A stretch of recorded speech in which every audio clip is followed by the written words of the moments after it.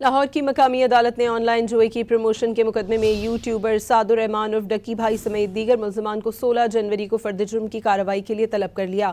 Judicial magistrate نعیم وٹو نے مقدمے کی سماعت کی۔ یوٹیوبر سعد الرحمان عرف ڈکی بھائی، اہلیہ اروپ جتوئی سمیت دیگر ملزمان پیش ہوئے۔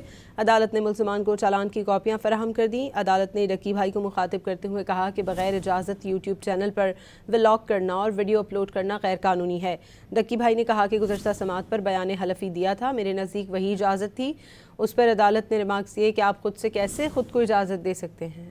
لاہور کی مقامی عدالت نے آن لائن جوئے کی پروموشن کے مقدمے میں یوٹیوبر سعد الرحمان عرف ڈکی بھائی سمیت دیگر ملزمان کو 16 جنوری کو فرد جرم کی کارروائی کے لیے طلب کر لیا۔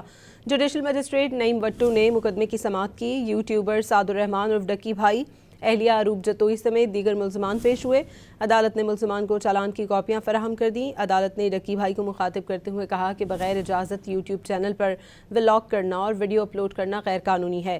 ڈکی بھائی نے کہا کہ گزشتہ سماعت پر بیان حلفی دیا تھا، میرے نزدیک وہی اجازت تھی۔